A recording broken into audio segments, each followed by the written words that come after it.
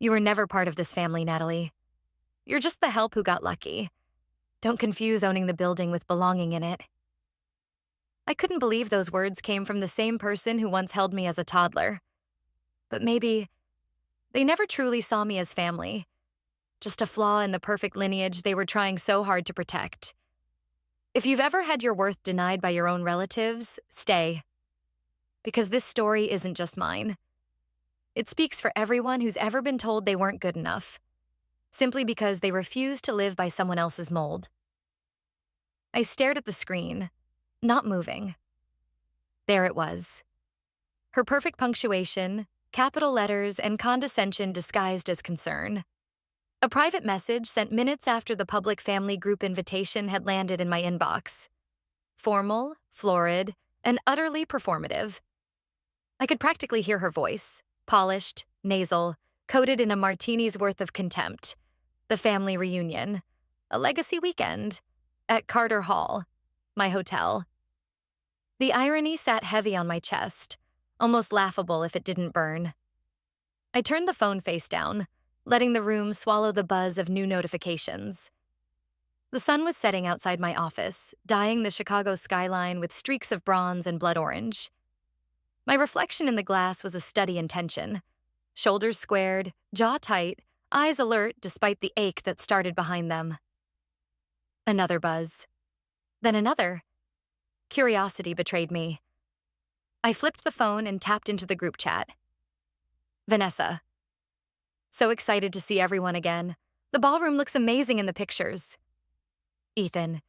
Can't wait for Meredith's toast. Still remember the excellence has a surname speech. Mom. Looking forward to a meaningful weekend. Natalie won't be joining us. She's focusing on her hotel work. Ethan. Too bad. I hear Carter Hall could use another cocktail waitress. Vanessa. Be nice, but seriously, who even manages that place these days? I couldn't help it. I let out a small, breathless laugh. There it was. Not just the exclusion, but the dismissal. The refusal to see me. The same refusal I'd grown up with, marinated in, soaked through my skin until I could recite their insults by heart. To them, I wasn't Natalie Quinn, founder of the Quinn Heritage Group. I was the failed daughter who'd chosen hospitality over Harvard. The disappointment who'd refused to be shaped. I was their shadow. A knock tapped at the glass wall of my office. Rachel, tablet in hand, stepped in without waiting. Her sleek bob bounced slightly as she walked, brows already raised. She caught the look on my face and narrowed her eyes. What happened? I held out the phone. Read. Her fingers flew across the screen. She scrolled, lips tightening with every line. When she got to Meredith's private message, she let out a low whistle. No failures allowed? Wow, classic Meredith. I nodded. They're really doing this at Carter? Rachel's voice dropped. At your Carter? Apparently. They don't know you own it? Apparently not. Rachel set the tablet on my desk, mouth half open. That's insane. I don't even have words. I did. Just one. Typical. She looked back at the screen. Do you want me to contact Diana? Pull the plug? No. My voice surprised even me. It was steady.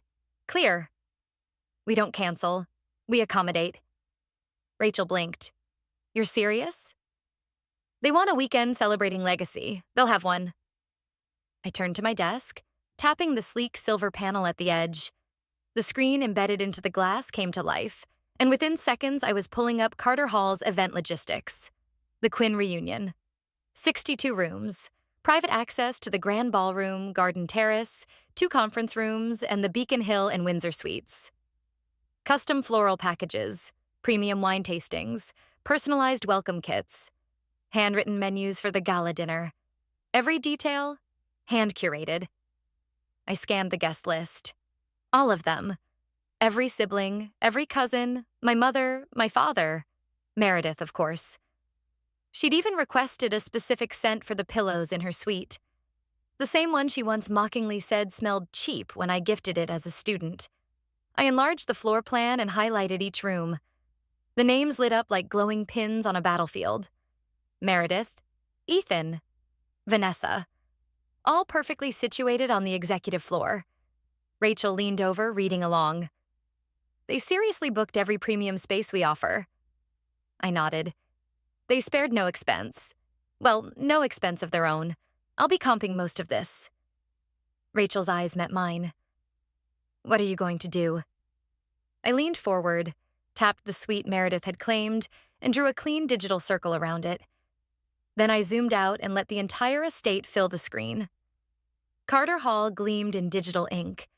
Every brick, every corridor, every room bearing the legacy I'd built while they looked away. I'm going to give them what they asked for, I said. Rachel was quiet for a moment. Then, you're going to show them who really carries the family name. I didn't answer. I didn't need to. Instead, I tapped the screen again and the reservation details collapsed, leaving only the master control overlay. My initials glowed in the lower corner. NQ. They think I don't belong there, I said softly.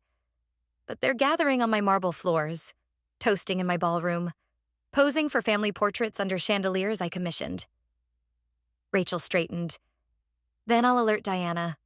And security. Discreetly, I said. Of course.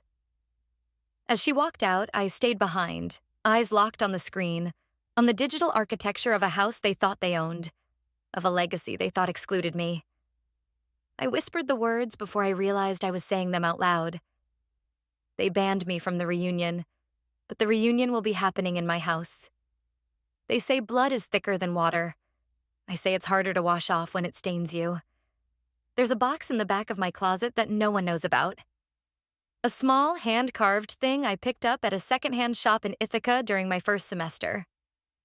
I was 19, broke, freezing, and determined to prove that choosing hospitality over law school wasn't a death sentence. The box held the fragments I couldn't throw away, faded birthday cards never sent, a printed rejection from a family grant program for professional track children only, and right on top, my Cornell Hotel School acceptance letter, creased from being opened too many times, still smelling faintly of ink and freedom. When my parents cut me off, they didn't say it with fire or fury. It was a business transaction to them.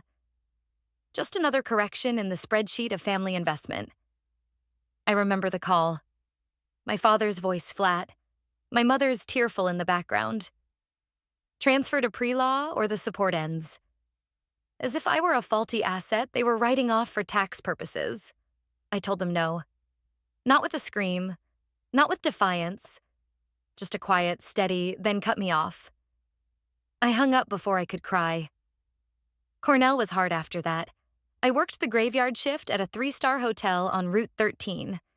Checked in drunk guests, cleaned lobby floors at 4 a.m., reset conference rooms before sunrise. My dorm roommate thought I was depressed because I barely spoke. But the truth was, I was learning, watching, absorbing every awkward guest interaction, every flicker of frustration or delight, every forgotten birthday, every business traveler craving warmth under the surface of efficiency. On weekends, I worked catering shifts for alumni dinners I wasn't invited to. Sometimes I caught glimpses of names I recognized, donors connected to my family's world. I'd smile, refill wine, and wonder what it was like to be seen as potential instead of a mistake. That year, I started carrying a quote in my wallet, scribbled on a torn napkin. People will forget what you said. They'll forget what you did, but they'll never forget how you made them feel. Maya Angelou. I clung to that like a lifeline. By my junior year, I'd clawed my way to managing the front office at Statler Hall's student-run hotel. I had a 3.7 GPA, bags under my eyes, and no social life. On my 22nd birthday, I worked a double shift and ate leftover conference cookies alone in the break room. The group chat had gone silent that day. No calls, just one email from my mom. Hope you're doing well. Vanessa just got offered a Supreme Court internship. So proud. The thing about being erased is, after a while, you learn to become invisible on purpose.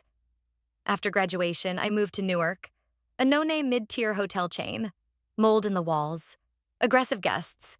An owner who cared more about cutting corners than cleanliness. That was where I met Sophia. She was attending a hospitality investment mixer. I was working the bar, technically off shift, but covering for a sick bartender. I recognized her from a trade article, and when she ordered a Negroni with extra Campari, I made conversation.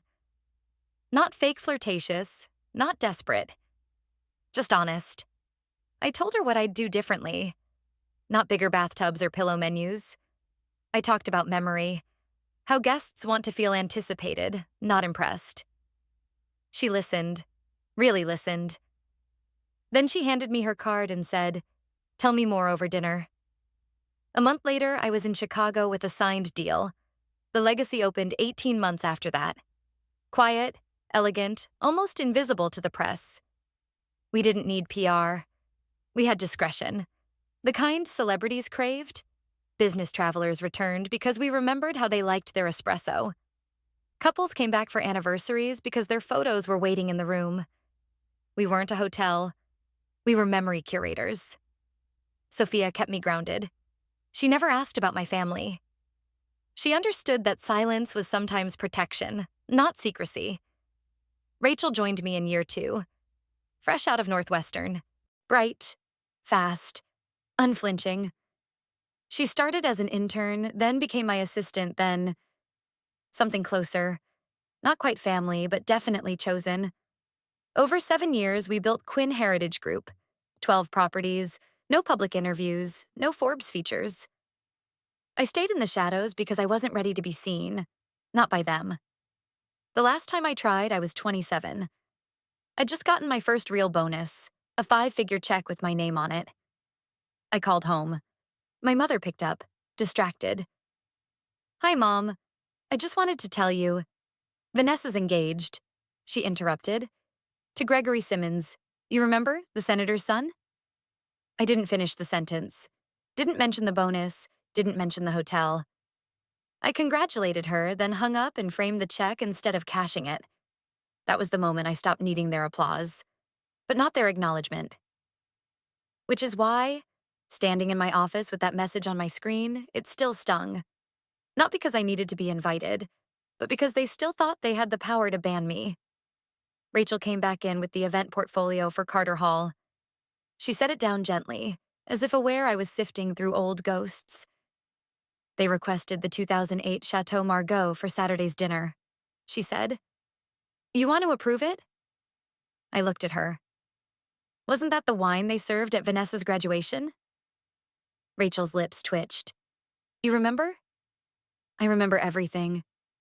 She studied me for a moment. "So what now?" I slid the portfolio toward me, signed the top page with a clean looping N Quinn. Now we host them. Elegantly. ChatGPT Jannoy. Ho Bok Bao Carter Hall Nhu Huanggia. They didn't even glance at the crest above the fireplace, my initials carved in stone. I watched from the surveillance suite on the top floor, where the monitors were arranged like paintings in a gallery of secrets. The feed from the grand entrance showed Aunt Meredith sweeping in first, a Louis Vuitton weekender dangling from her wrist, her sunglasses still perched on her head like a tiara. Behind her trailed a line of uniformed staff carrying luggage like offerings. "Where's the concierge?" she snapped, even though Diana stood waiting with her signature poise, tablet in hand and smile perfectly calibrated. The entrance camera flickered briefly as Meredith crossed in front of the lens. I'd forgotten how her perfume used to linger in every room she entered. A ghost in Chanel No. 5. She headed straight for the reception desk, skipping the check-in line entirely. "I believe we reserved the Beacon Hill suite," she said, voice just a notch below imperious. Diana, unflinching, replied, "I'm so sorry, Mrs. Quinlock, but the Beacon Hill is already occupied. We've prepared the Windsor suite for you, as requested, with all the custom amenities your assistant submitted." "I'm aware of what we submitted," Meredith sniffed, "but surely someone can be relocated." A pause. Then Diana again, smooth as silk. "We're unable to move that guest, but the Windsor is identical in square footage and has a better view of the gardens." The screen split for a moment. Vanessa and Ethan were arriving at the lounge, Vanessa checking her reflection in her phone, Ethan laughing with two cousins like they owned the place. Back at the desk, Meredith leaned forward, lips tight. "Do you know who we are?" Diana didn't even blink. "We do. That's why we've ensured every detail of your stay exceeds expectations." Meredith relented, barely, and was led to the elevators by a bellhop who deserved combat pay. I muted that feed and switched to the West Hall cameras. Vanessa walked into the Rosewood Lounge, still texting, sat without acknowledging the server who brought her a menu. Ethan leaned on the piano like it was an accessory. "Are these chairs supposed to be retro?" he muttered. "Looks like something from my college dorm." The server offered a smile. Ethan didn't bother returning it. I studied them all in silence. The way Marcus took a business call with his back to the check-in staff. The way Mom smiled too tightly at the valet, Dad didn't tip the bellhop. Everyone played their roles to perfection. Polished, oblivious, pleased with themselves. "They're praising the service." Diana's voice came through the intercom, warm and amused. "They'll never see you coming." I smiled slightly. That's the point. In my penthouse suite, technically the Beacon Hill, not that they'd know, I took a slow sip of tea and watched. I'd ordered the logs from the guest preference system. Meredith had demanded lavender pillow mist, a Himalayan salt lamp, and a vintage copy of Architectural Digest from 1982. Vanessa wanted her almond milk steamed exactly to 140 degrees. Ethan requested room temps like a Miami winter. My staff had delivered, precisely. But their gratitude? Nowhere to be found. I didn't need it. Across the corridor, Rachel updated room adjustments. "Your father didn't recognize the lobby sculpture," she said. "Thought it was a loan from the Met." "It's mine," I said, adjusting the monitor's contrast. "It's always been mine."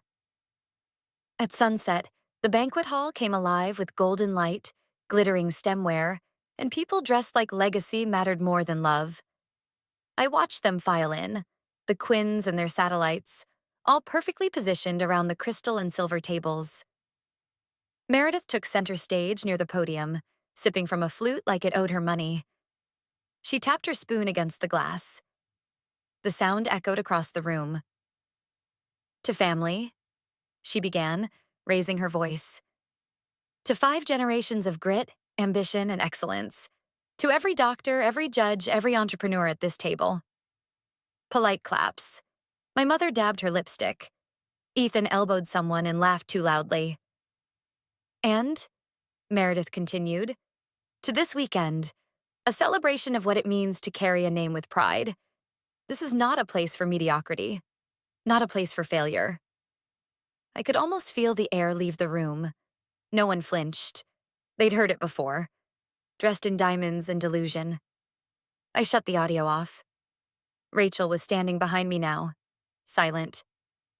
"Same speech as always," she said softly. I leaned forward, tracing a fingertip over the floor plan on the screen. Each suite, each name, like pieces on a board, already set in motion. "Time to polish the floors," I said, not looking up. "They're going to see their reflections soon." "Where is the person in charge?" Aunt Meredith shrieked as if the chandelier had fallen. Not a drop of wine. The grand ballroom stilled. Waiters froze mid-pour. Forks hovered inches above linen napkins. The quartet in the corner faltered on a note, and even the candlelight seemed to hold its breath. All eyes turned toward the epicenter. Table 1, where Meredith Quinn Locke dabbed furiously at a tiny crimson blemish on her gold-threaded table runner. "It's a Merlot from 1999, she barked. "Do you have any idea what this cost? Who approved these amateurs?" The young server, Sam, I recalled, looked ready to disappear into the floor. His hands trembled as he reached for a cloth. Across the ballroom, from the shadows near the gallery doors, I watched everything unfold. Perfect timing. Perfect volume. Of course she'd make the reveal easier. Diana appeared, smooth as silk and twice as sharp, gliding toward the scene like a diplomat. "I sincerely apologize, Mrs. Quinlock." Please allow me to have the linens replaced immediately and your bag professionally treated. Meredith didn't let up. That's not the point. I want the person responsible for this establishment. The real owner. A ripple of murmurs followed, some curious, some amused. Diana turned slightly, then looked across the ballroom, straight at me. She's here, Diana said, clear and calm. I stepped into the light. Not rushed, not theatrical. Just measured steps and deliberate silence, each one slicing through decades of dismissal. The air shifted. Chairs scraped. A few guests blinked, confused. Some gasped as recognition flickered across their faces. Not of me, the girl they'd long forgotten, but of the woman they'd read about without realizing. I wore midnight navy, structured, clean lines, the kind of dress no one in the Quinn family ever thought I'd grow into. Hair pinned back, no jewelry except a single platinum band on my right hand, the one that signed every paycheck at Carter Hall. Good evening, I said as I reached the table. My voice was soft but steady, carrying with a clarity that turned more than heads. Meredith's mouth opened, then closed. Her eyes darted to Diana, to the stained table, to me. I gave her a polite nod, then turned to the room. I hope you're all enjoying the evening, I said. I'm Natalie Quinn, founder and CEO of the Quinn Heritage Group, owner of Carter Hall, and 14 other properties like it. A pause. You've been dining in my home. The silence broke with a clatter, a fork hitting a plate. Someone choked on their wine. My mother's face went pale. Vanessa stared like she'd seen a ghost. Ethan laughed once, short and incredulous. You're joking, he said. This is some kind of stunt. Rachel emerged from the side hall, tablet in hand. She passed it to Diana, who opened it and laid it gently in front of Meredith. Ownership documents, press articles, profiles from industry journals, a recent feature in Modern Hospitality titled The Woman Who Remade Quiet Luxury. I didn't need the articles to speak for me, but it helped that they did. I let the room digest. I was told I didn't belong, I said, my tone still even. That hospitality wasn't a career. That service was for those who couldn't lead. I turned slowly, looking around the tables. And yet, here we are. I let that sit a moment, then met Meredith's gaze again. You wanted excellence, Aunt Meredith. Welcome to it. The tension broke in waves. Some mouths fell open. A few guests applauded without thinking. One elderly cousin muttered, I knew I recognized her from Forbes last month. Across the room, my father looked stricken. Not ashamed, just disoriented. Like the map had suddenly turned upside down. My mother touched his arm, uncertain, not ready to speak. Vanessa's eyes were glassy, blinking too fast. Ethan looked like he wanted to crawl under the table. I let the silence carry just a breath longer. Don't worry, I added lightly. We've prepared dessert. Then turned back to Meredith. She still held her napkin like a white flag. Her mouth opened, closed. The words wouldn't come. I smiled, just faintly. Please, I said, stepping back. Do enjoy your dessert. No one looked me in the eye during breakfast. Funny, the day before they wouldn't stop talking at me. The garden terrace at Carter Hall shimmered in the morning sun, its wrought iron tables gleaming, the air thick with the scent of lavender and just-baked brioche. My family sat scattered across the space like chess pieces mid-game. All motion paused, unsure of the next move. I didn't sit with them.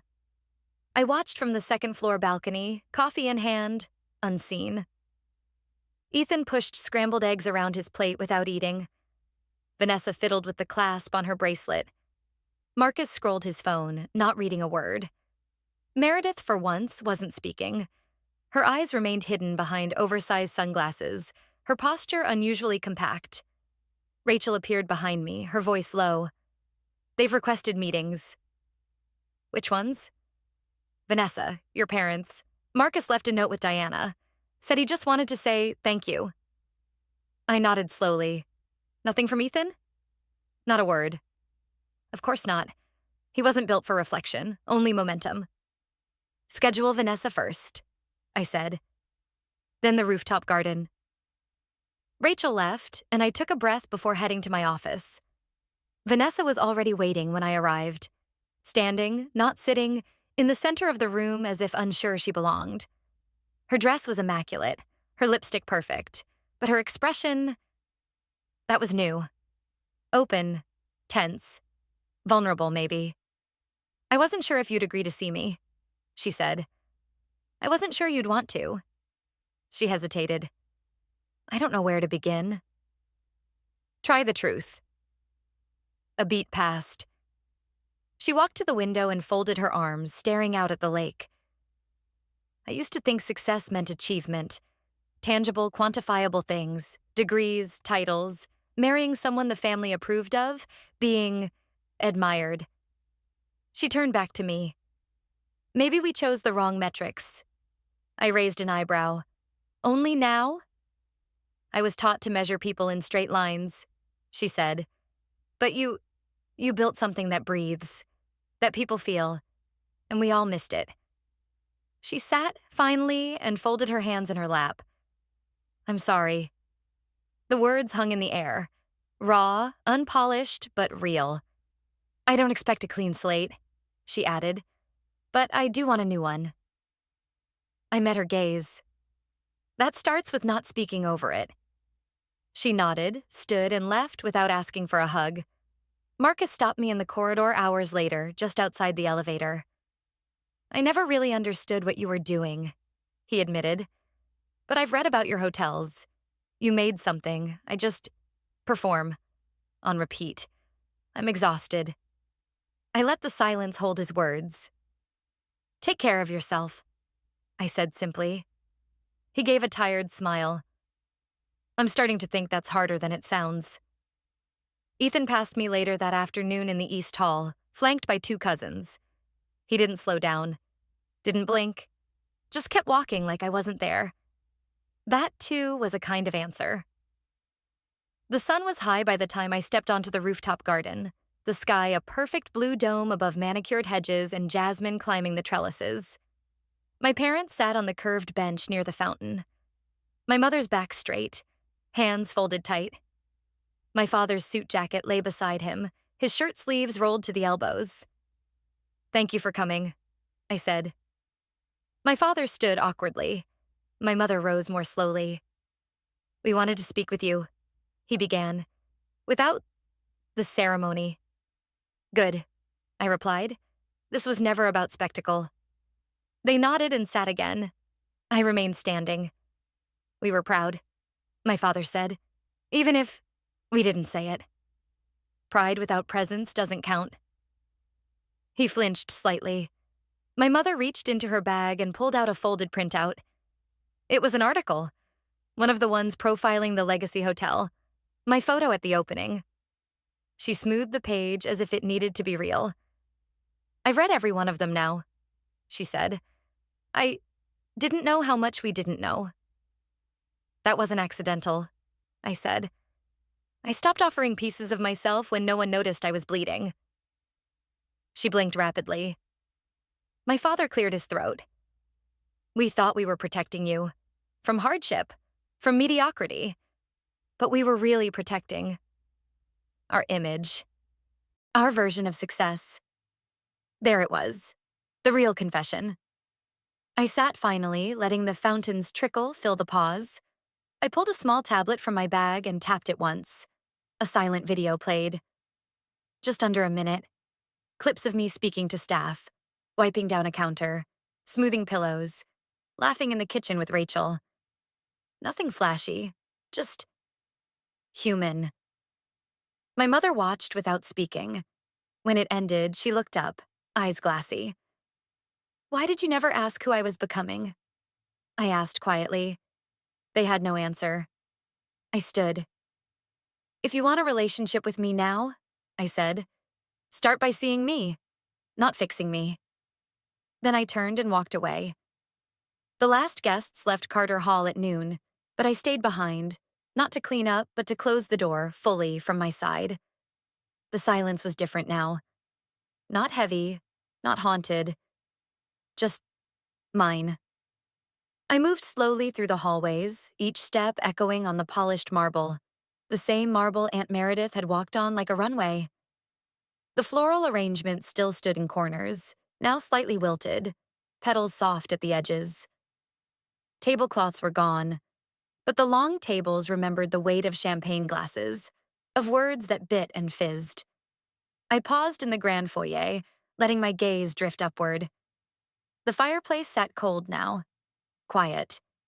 Above it, the stone crest, my crest, caught the early evening light. The intertwined letters, NQ. I ran my fingers along the carving. As a child, I used to draw a signature over and over in the margins of notebooks, dreaming of making something with my name on it. Not my father's, not Meredith's, not the Quinn family's brand of brittle excellence. Mine. The memories arrived quietly, not crashing in, but unfolding. Me, age 11, standing at the back of the room during one of Meredith's charity galas, holding a tray of canapes because I'd insisted on helping. Her laughing, "Service is for those who can't lead." Me, 17, getting my Cornell acceptance and hearing my father's voice tighten over the phone. "You can still reapply to Yale Law next year." And then, 25, sitting on the edge of a construction site in Chicago, dust in my hair, grease on my sleeves, turning the key to the legacy's back door for the first time. The contrast landed hard. And yet, none of it made me angry now. Just grateful to have made it through. By the time the sun dipped below the trees, I had crossed every floor. I locked the main doors myself, checked with Diana one last time, and let the staff head home early. I didn't need to stay. But I wanted to say goodbye. Not to the hotel, but to who I was when I walked into this weekend. That night back in Chicago, we gathered. The Legacy's rooftop glowed with amber lights and soft laughter. A long table stretched beneath a pergola, draped in ivy. Not a tuxedo in sight. Just friends, colleagues, family. Not by blood, but by choice. Rachel sat beside me, already halfway through her second glass of wine. Sophia stood at the head of the table, her voice clear and sharp. "To Natalie Quinn," she said, raising her glass, "who redefined what legacy means, and did it without compromising herself, even when no one else understood the path she was on." Applause followed, warm and full. No performance. Just presence. I stood slowly.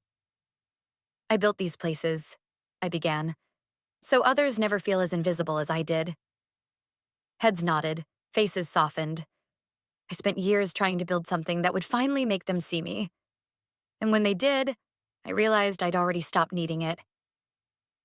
Rachel touched my arm, steady and proud. As the evening wound down, I pulled out my phone. An email waited in my inbox. Subject line, "Proposal, Quinn Heritage Europe." I skimmed it. An offer to license our model in London, with full creative control on my side. Sophisticated, generous, respectful. I forwarded it to legal with a single note. "Let's move forward." Then I tapped open the document. Signed my name, Natalie Quinn. The initials were the same as the ones carved into Carter Hall's fireplace, but now they meant something different. Not the failed daughter. Not the girl too soft, too unremarkable, too divergent. The family name I carry now isn't theirs. It's mine. And I built what it stands for. Beneath the silence of Carter Hall, what once echoed as rejection now resounded with vindication. Natalie had not only unmasked the quiet cruelty of her family, but also reclaimed the dignity they long denied her. Justice, long delayed, arrived not with vengeance, but with unwavering clarity. Like the final chord of a long-forgotten melody, truth had taken its time. But when it played, it filled every corner of the hall.